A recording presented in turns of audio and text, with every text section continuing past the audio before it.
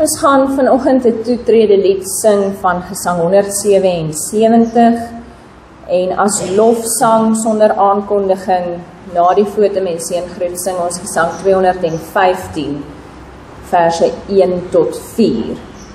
Eers Gesang 177 Jesus groot bo almal en dan 215 vers 1 tot 4. Besing die lof van Jesus saam. Kom ons staan en dan sing ons toetrede lied.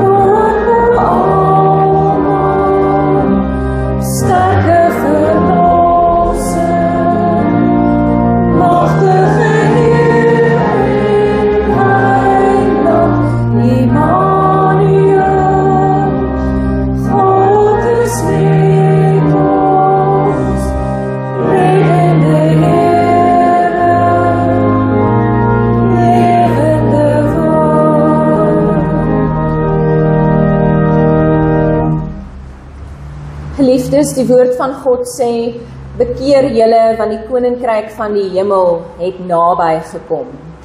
Genade en vrede vir u van God ons Vader en Jesus Christus ons Here. Amen.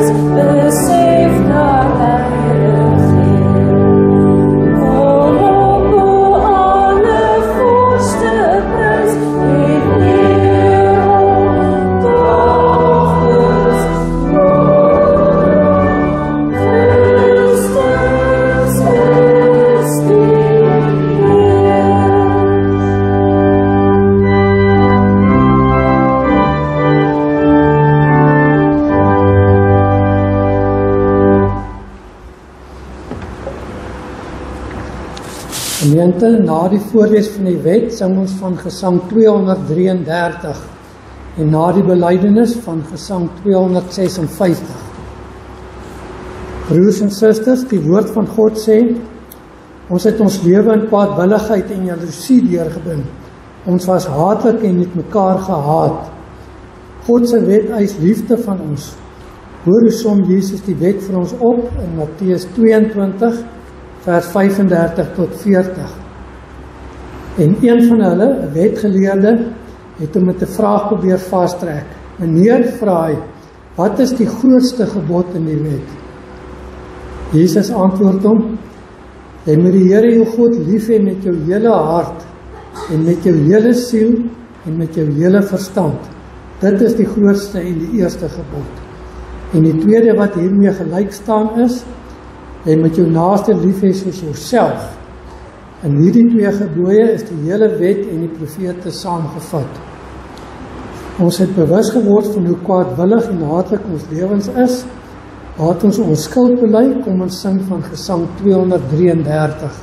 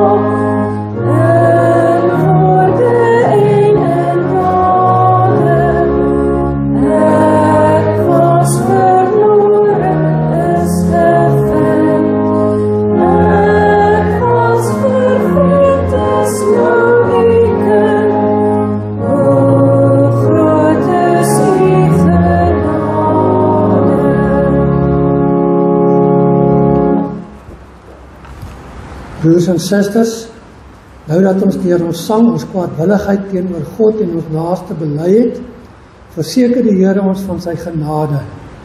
In Psalm 103 lees ons: Hy sal ons sonde nie bly toereken en nie vir ewig toornig bly nie. Hy handel met ons nie volgens ons sondes nie, vergeld ons nie vir ons ongeregtighede nie. Want so groot as die afstand tussen hemel en aarde is, so groot is sy liefde vir die wat hom dien. Laat ons nou ons geloof in die liefdevolle God bely. Ons glo in een God, die almagtige Vader, die skepper van hemel en aarde en van alle sienlike en onsienlike dinge. En in een Heer, Jesus Christus, die enige gebore Seun van God, gebore uit die Vader voor alle tye. God uit God, lig uit lig, waaragtige God uit waaragtige God, verwek, nie gemaak nie, een in wese met die Vader, deur wie alle dinge ontstaan het. Wat terwille van ons die mense, en terwille van ons saligheid, neergedaal het uit die hemel, vlees geword het deur die Heilige Gees uit die Maagd Maria, en mens geword het, wat selfs vir ons gekruisig is onder Pontius Pilatus, gelei het en begrawe is, en op die 3de dag weer opgestaan het volgens die skrifte, wat opgevaar het na die hemel, en wat sit aan die regterhand van God die Vader, wat weer sal kom met heerlikheid om te oordeel, die wat nog lewe en die wat reeds gesterf het, wie se koningsheerskappy geen einde sal hê nie. En in die Heilige Gees, die Heer en lewendmaker, wat van die Vader en die Seun uitgaan, wat saam met die Vader en die Seun aanbid en verheerlik moet word, wat gespreek het deur die heilige profete. Ons glo een heilige, algemene kerk, gegrond op die leer van die apostels. Ons bely een doop tot vergifnis van sondes. Ons verwag die opstanding van die ontslapenis en die lewe van die toekomstige eeu. Amen. Ons het nou ons geloof in God met ons hart en mond bely. Kom ons wy ons lewe aan hom deur te sing van Gesang 256 vers 1 en 2. Voor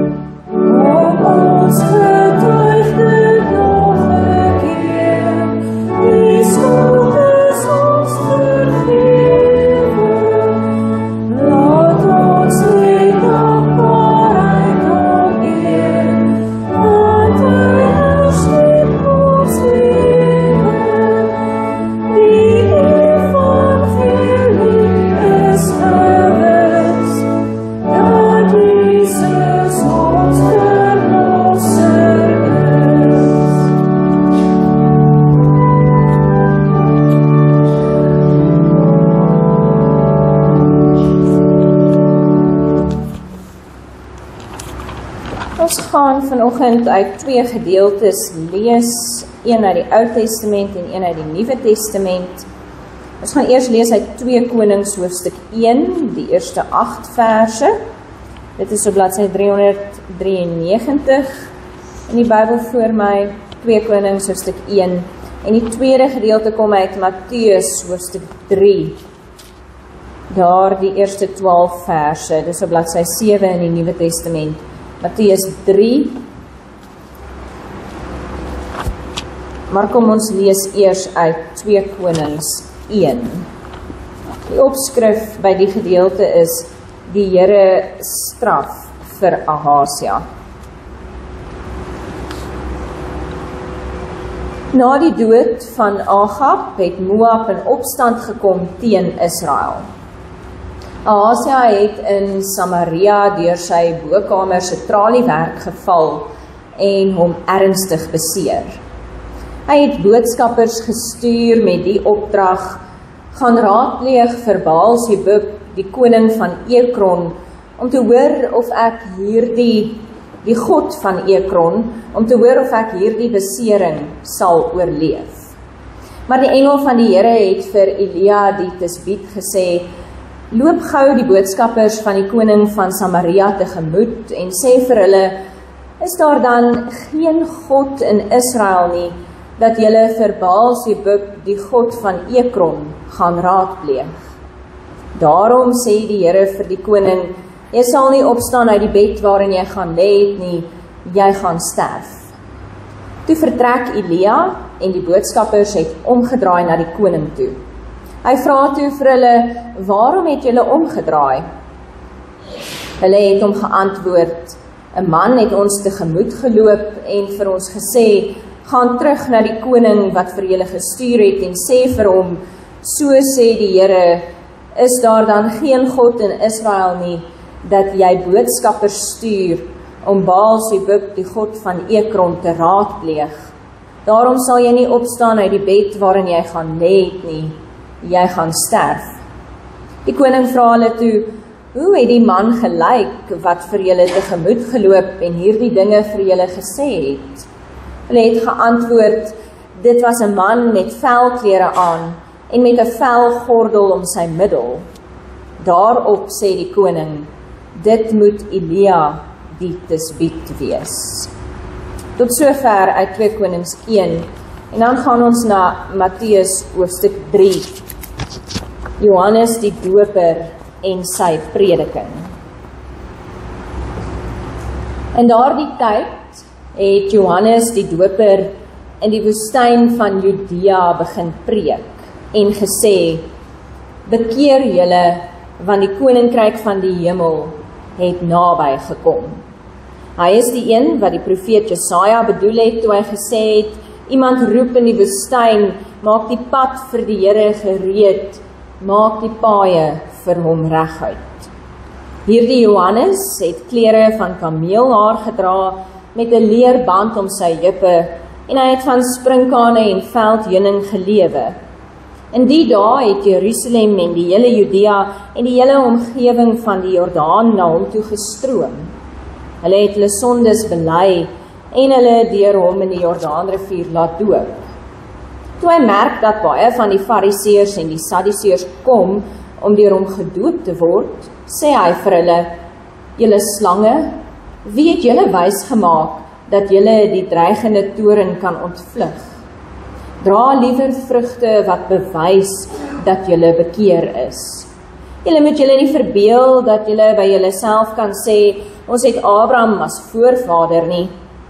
Dit sê ek vir julle: God kan uit hierdie klippe kinders vir Abraham verwek. Die byl lê klaar teen die wortel van die bome.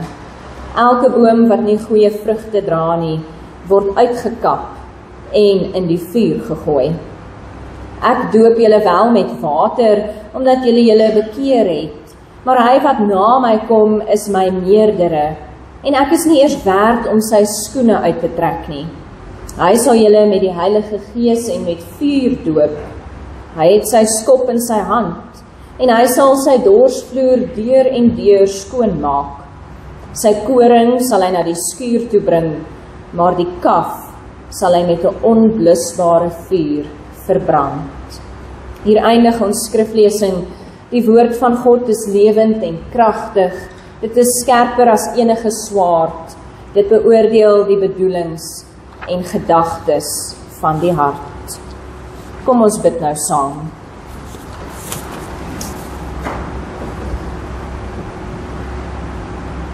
Driemaal heilige God, Vader, Seun en Gees. Ons buig ootmoedig voor U neer. Ons wil U in nederigheid aanbid, dank en eer. Want U, Here, is goed vir ons. Ja, selfs al verdien ons dit nie. In genade dra en versorg U ons.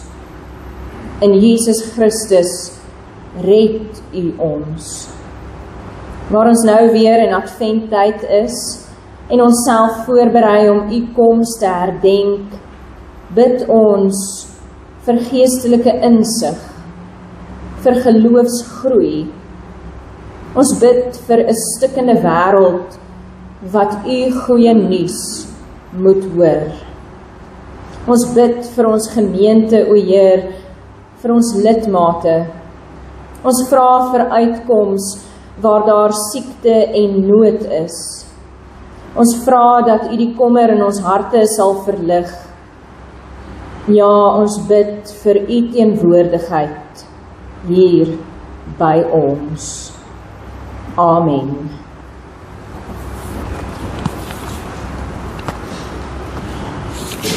Ons gaan in antwoord op die prediking aan die einde van die preek sing van Gesang 479, al die verse daar. Dit is sonder aankondiging aan die einde van die prediking.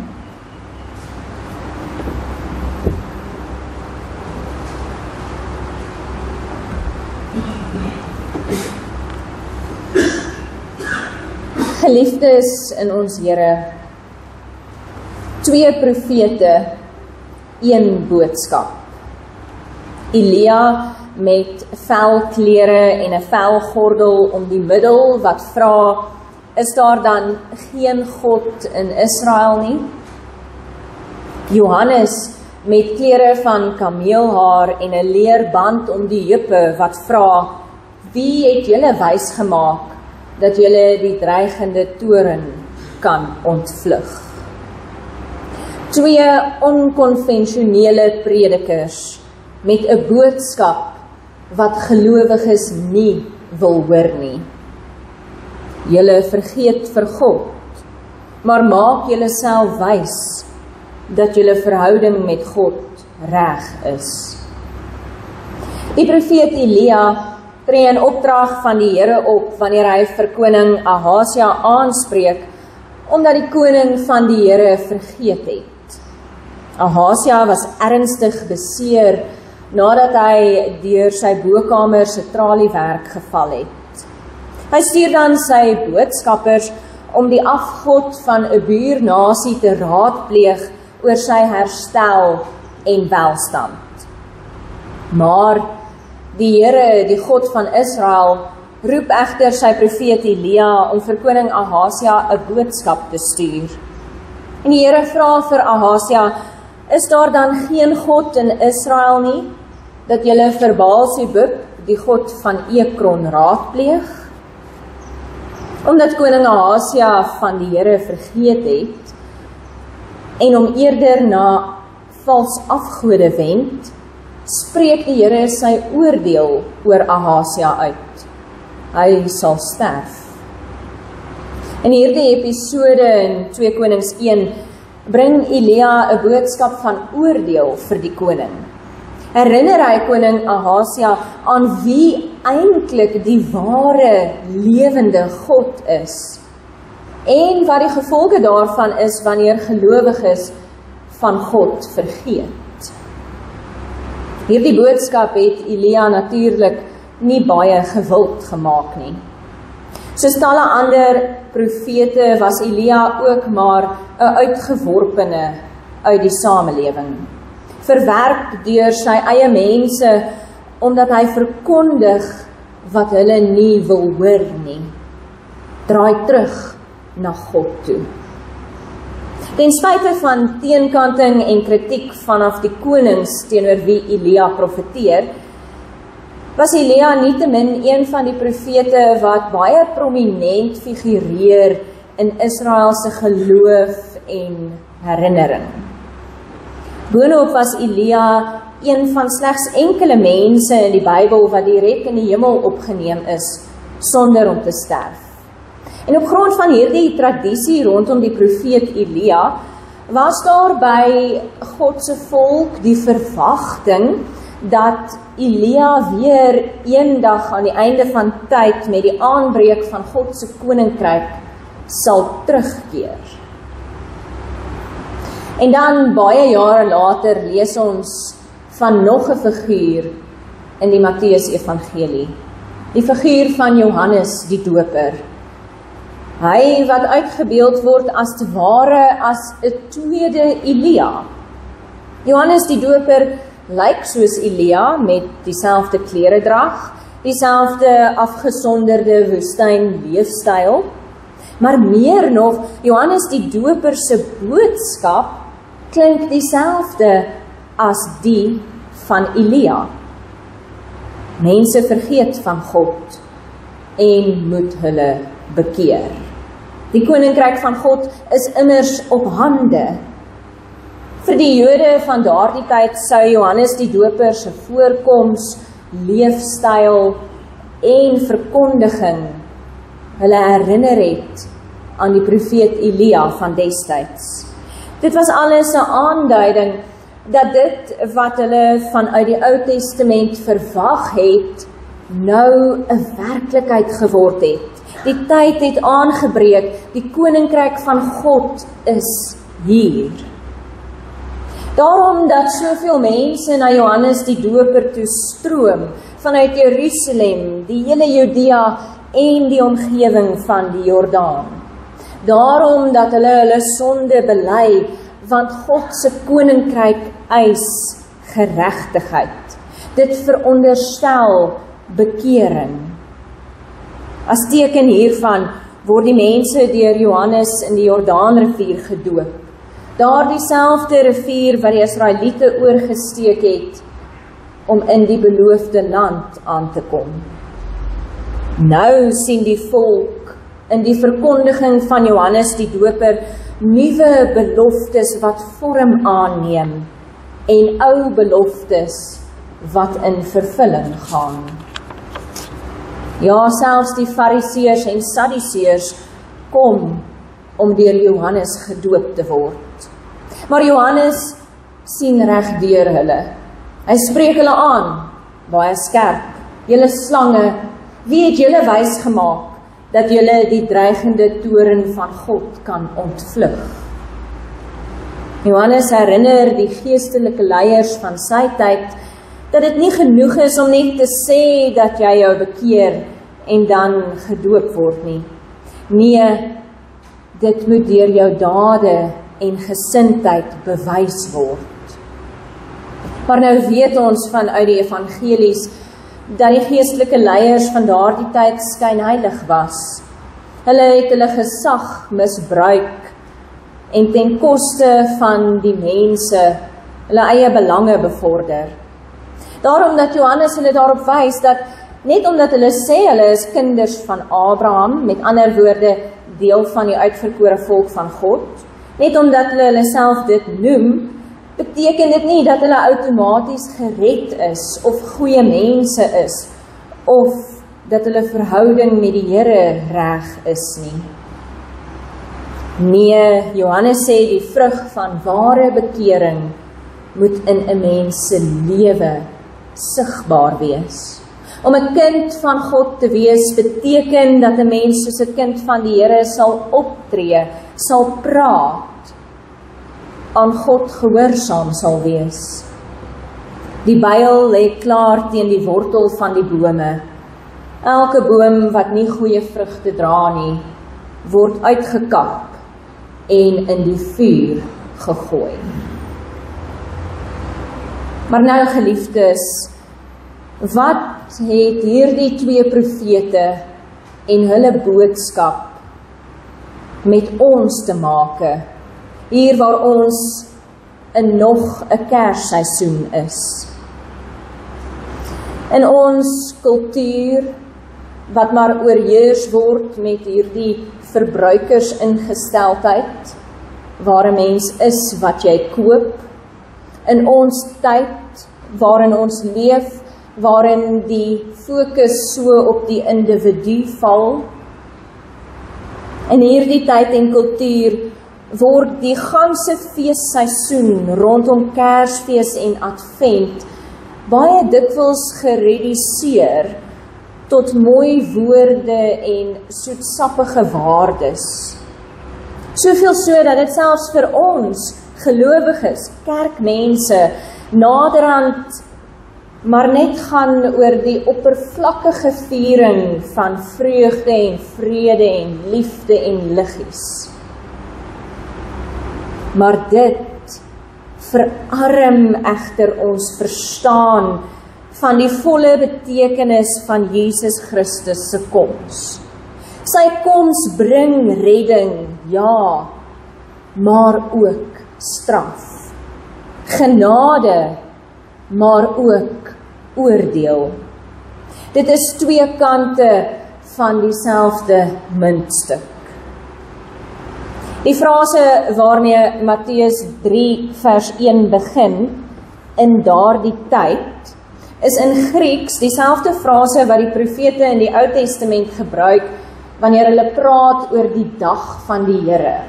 Die dag van die Here is die dag wat God kom om te oordeel oor sy volk en die wêreld, maar ook die dag waarop die Here redding en uitkoms bring.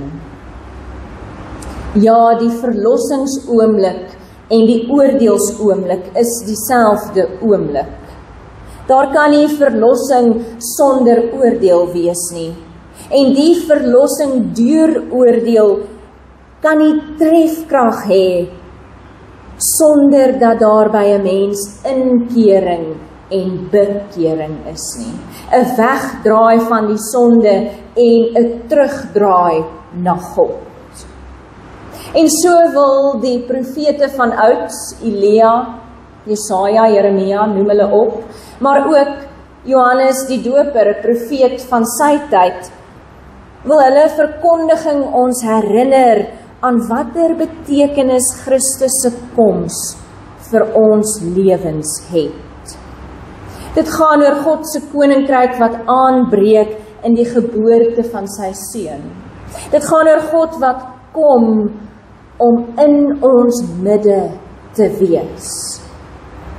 Ja, dit is goeie nuus.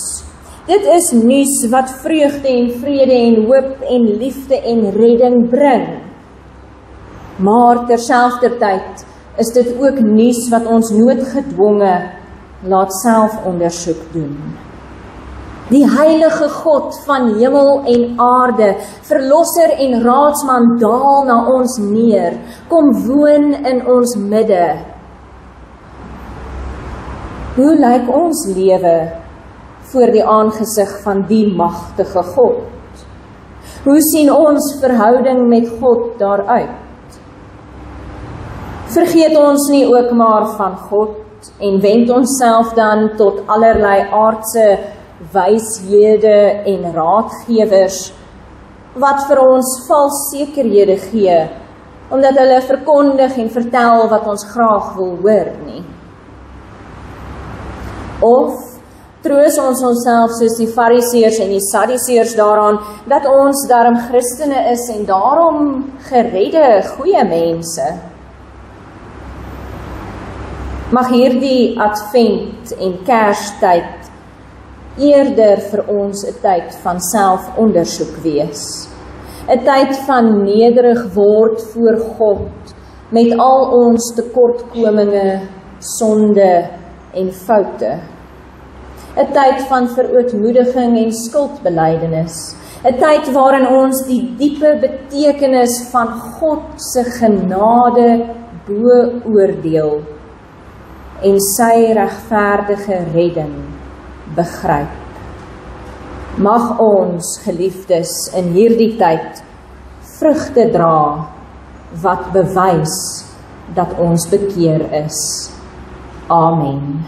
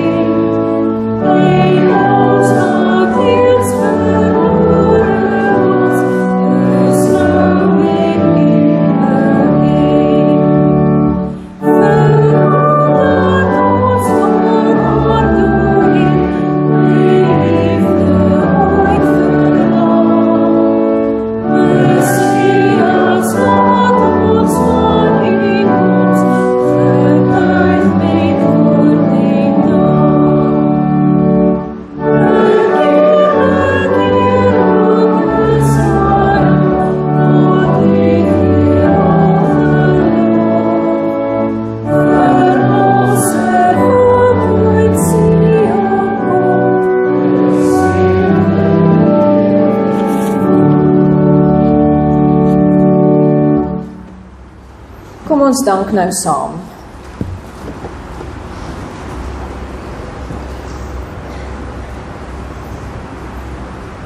O Here, dat gelowiges U kan vergeet. Voor die onmoontlike moontlikheid staan ons stom, o landbouer van Israel. Met moeite het U 'n wingerdstok kans op nuwe lewe gegee. U het die grond goed voorberei. U het water en bemesting gegee. U het mure om die steggie gebou. En Here, hierdie kans op nuwe lewe is aangegryp. Veral aan die begin. Wortels wat stewig uitgroei, ranke wat die land oordek. Lote wat diep skaduwees oor die berge gooi, soet vrug wat pars tot hoë kwaliteit wyn. Maar toe kom die onverklaarbare wegkeer, mure wat afgebreek is, verbygangers en gediertes wat lustig stroop, lote wat afgesny en nutteloos verbrand word. Here, ons lewe en die lewe van die kerk getuig dikwels van hierdie onmoontlikheid, dat 'n wingerdstok goed versorg, op 'n manier tog ophou druiwe dra, dat gereddes soos ons in ondankbaarheid van U af wegdraai. In hierdie advent en kerstyd pleit ons, hou asseblief steeds U hand oor die mense wat U uitgekies het. Ontferm U weer oor hierdie wingerdstok. Laat ons in hierdie tyd weer die volle betekenis van Christus se koms begryp, sodat ons vrugte van bekering kan dra. Ja, Here, dra U ons, sodat ons vir U kan vrug dra. Wil U hand in genade steeds uitreik? Wil U steeds sorg en voorsien, ook in die natuur daarbuite, waar ons ook in 'n seisoen van plant en groei is? Ontferm U daar oor ons. Ontferm U oor ons geestelike lewens. Laat dit met ons geestelik goed gaan. En laat ons opnuut in hierdie feestyd U genade bo oordeel beleef. Ons bid hierdie dinge in nederige afhanklikheid, met die vergifnis van ons sonde, in Jesus Christus naam. Amen.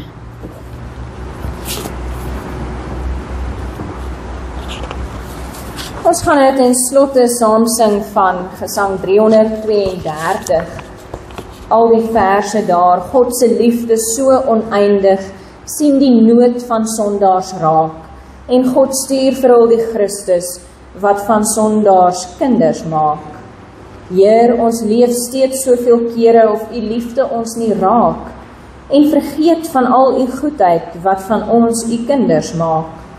En dan die laaste vers, tot u Here klink ons lofsang, oor u liefde wil ons sing, en ons wil u liefdesboodskap oor die aarde uit laat kring.